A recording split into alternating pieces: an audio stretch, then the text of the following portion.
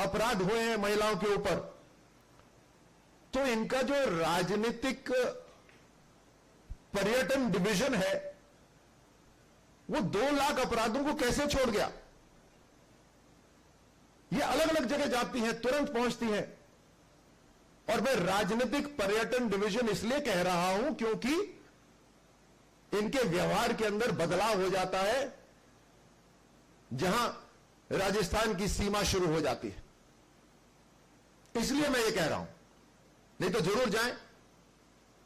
तो राजनीतिक पर्यटन डिवीजन राजस्थान को कैसे भूल गया जहां 2 लाख महिला अपराध रजिस्टर्ड हैं? और ये रजिस्ट्री हमने नहीं करी, ये कांग्रेस की सरकार ने ही करी है। 7,700 निर्दोष लोगों की हत्याएं हुई हैं राजस्थान के अंदर। किसी एक के साथ भी अगर दुख साझा करा हो तो कृपा हमें बतलाएं। हम भी जानना चाहते हैं, सीखना चाहते हैं, उत्सुक हैं ये जानने के लिए कि एक बड़ा परिवार जो पूरा का पूरा पार्टी चलाता है और कई दशकों तक उन्होंने देश को चलाया, उस परिवार की भविष्य की जो व्यक्ति है, 7,700 कम नंबर नहीं है, 7,700 में से एक, ज्यादा भी नहीं चाहिए। हम इतने महत्वाकांक्षी भी नहीं है, ज्यादा नहीं चाहिए। एक किसी एक परिवार के साथ 5 साल के अंदर उनका दुख साझा किया हो तो हमें जरूर बताइए। इनके भाई हैं, थोड़ा उनसे भी पूछ लीजिए, भैया जो 10 दिन का आपने वादा करा था वो गिनती अभी 1700 दिन तक पहुंच गई है। ये कैसे भैया हैं और ये कैसी बहन है जो अपने भैया को सही रास्ते पे नहीं ला सकती? 7 दिन का 10 दिन का वादा करके जो गए, आज 1700 दिन हो गए हैं। वो जो किसान लोन माफी थी वो उसका इंतजार अभी तक चल रहा है। 350 किसानों ने आत्महत्या कर ली है। 350 किसानों ने आत्महत्या कर ली है। लेकिन अफसोस इस बात का है कि कांग्रेस की जो सरकार है राजस्थान में, वो किसान को किसान मानती ही नहीं है। ये कहते हैं आंकड़ा 350 नहीं है, आंकड़ा 19 है या 20 है, ऐसा कुछ बताते हैं आंकड़ा। पूछा कि क्यों साहब? बोलते खेत में काम जरूर करते हैं लेकिन जमीन उनकी नहीं है तो किसान नहीं है। ये मेरे को परिभाषा तो बड़ी जबरदस्त लगी कि किसान खेत में काम कर रहा है लेकिन जमीन उसकी नहीं है, इसको इसलिए हम उसको किसान नहीं मानते। उसने जो आत्महत्या करी वो किसान में गिनती नहीं होगी, वो एक लेबर फोर्स में गिनती होगी। मतलब लेबर फोर्स की भी आत्महत्या इनके लिए कोई मायने नहीं रखती। अब मैं राजस्थान की जनता की तरफ से कुछ नाम आपको बताता हूं।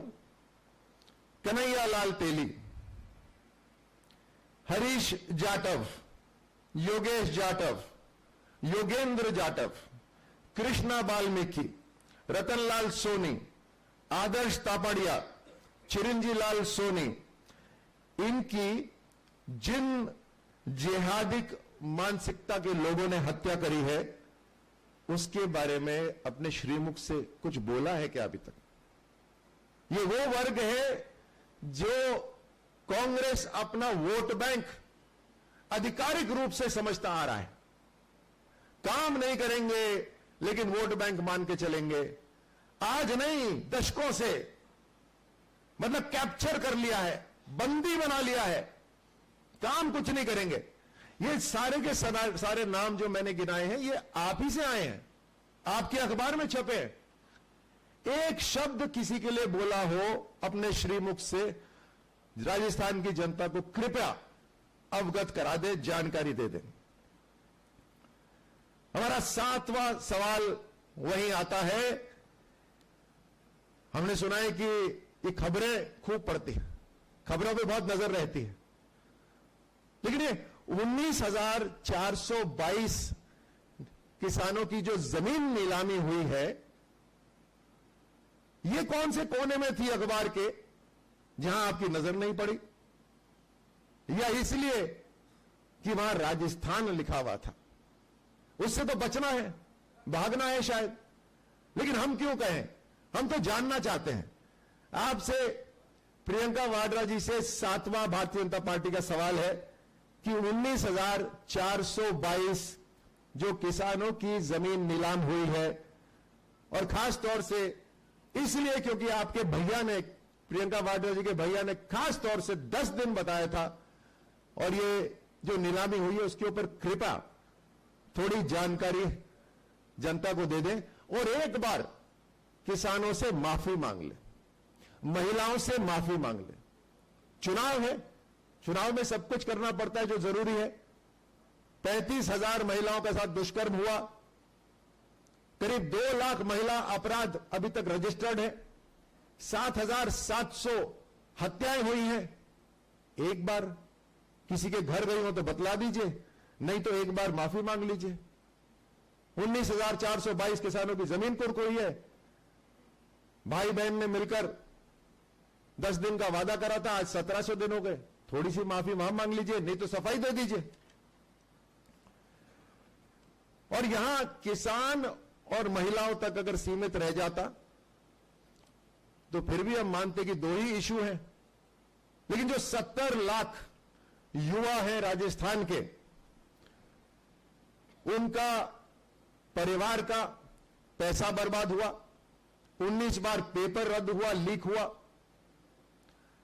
पैसा आ जाएगा वापस, मान लीजिए, परिवार भी एक बार संभल जाएगा, मान लीजिए।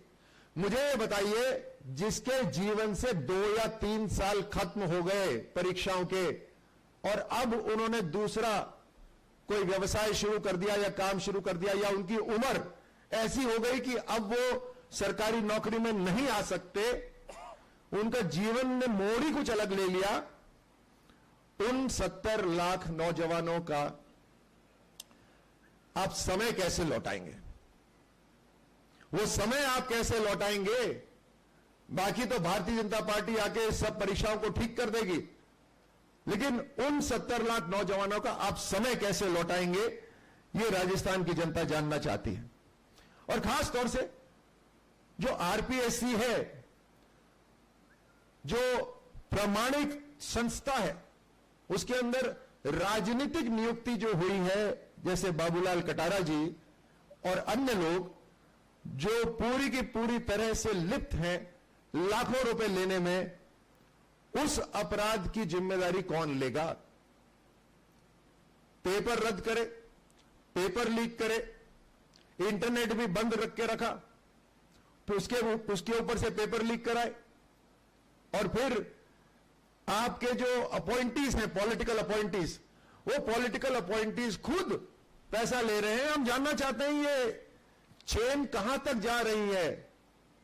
भाई आखिरकार अगर आप ही ने अपॉइंट करा है तो कुछ सोच समझ के करा होगा, तो फुल स्टॉप वहां तो नहीं हो रहा। अगर वहां पे फुल स्टॉप नहीं हो रहा, तो ये जो पाइपलाइन है आरपीएससी से, ये पाइपलाइन किस किस के घर पे जा रहा है?